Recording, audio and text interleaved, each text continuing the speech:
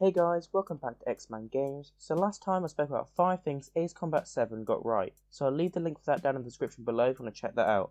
But today I'll be talking about 5 things Ace Combat 7 got wrong. Last time I spoke about how playing this game was a lot of fun for me, as I love these sort of games. I also thought there were quite a few things this game could improve upon, or just generally have done better. But first, if you guys haven't already, please be sure to hit that subscribe button if you want to see more content like this.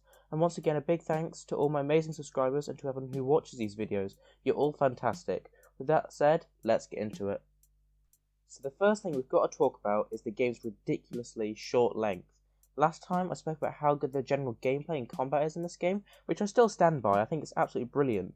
But unfortunately, there just isn't enough missions for me, as I easily managed to complete this in just a couple of days, and each mission is quite short, which is a massive shame for me. I think each mission is roughly about 10 to 15 minutes. It doesn't usually take long, and they're generally the same thing. In total, there are only 20 missions, and if you're good at this game, you could probably complete it in one sitting. And while the game may get slightly repetitive if the game goes on for too long, I still think they should have just added more missions. As I say, 20 is just not enough, especially as people like players are paying 60 quid when this came out. And that's a lot of money for something that I think is a fairly short experience. And I just think Bandai Namco could have done a lot more of the story. They could have stretched it out a bit more, made it a bit longer, because that would have been great, and it would have been greatly appreciated by fans of the franchise. So the second thing up on this list is the lack of post-game, and this is something Uncharted 4 got wrong as well, and I think it suffers from the same problems as that game, but worse. And once you complete the 20 mission story, that's pretty much it. You can replay the missions with different difficulties and with different planes, but aside from that, and the multiplayer, there really isn't that much to do once you finish the story.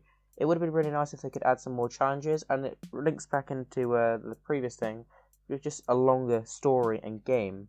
I think some side missions of sorts would have been really nice, just to mix it up a little bit, and I know that really breaks away from the usual Ace Combat format, but I just think some sort of different types of missions that you could do after the main story, some side missions would have been really good, and again would be really appreciated by the fans of the franchise.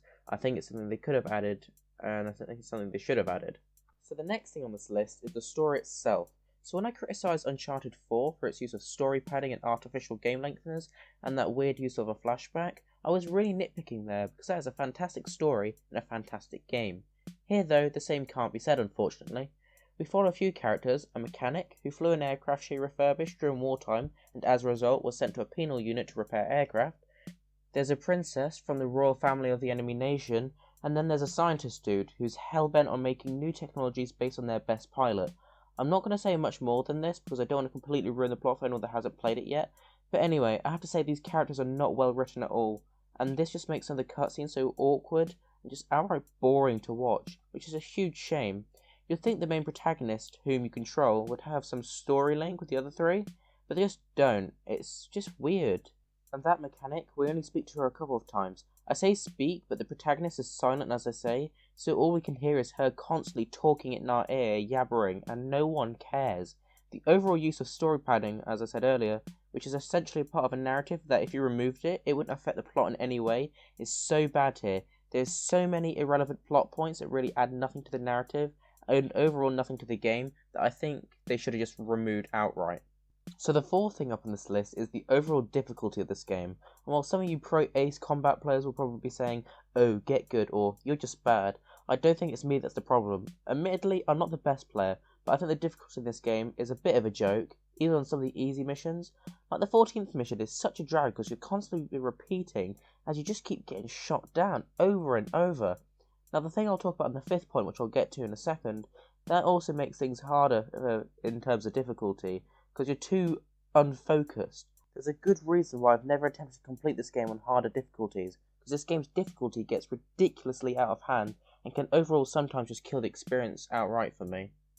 So the 5th and final point up on this list, and I know this sounds very niche and nitpicky, but that is the very annoying and constant pull-up and missile lock warnings, as they are so damn annoying and stressful. Not only are they really annoying, but they also make you miss vital parts of the story. Remember how I said earlier that I think the characters don't really link together? Well, they might do, but we never bloody hear it, because all we hear is missile, missile, pull up, pull up, pull up, which is really annoying, because I mentioned earlier mission 14, and that requires you to fly through a valley.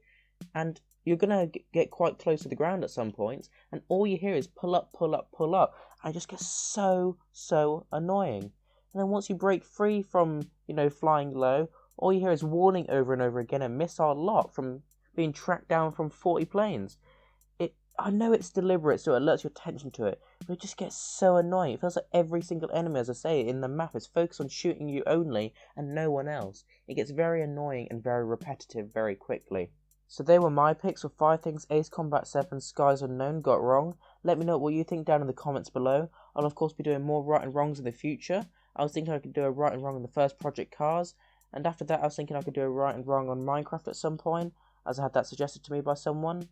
And some of you may know, I'm a huge fan of Batman, so if I reach 25 subscribers on this channel, I'll definitely do a right and wrong of Batman Arkham Asylum, and if I hit 50 subscribers, I'll review Batman Arkham City. And as always, if you haven't already, please be sure to hit those like and subscribe buttons. That'd be really awesome, really help out a lot. But anyway guys, I hope you enjoyed this video, thank you so much for watching, and I'll see you in the next video.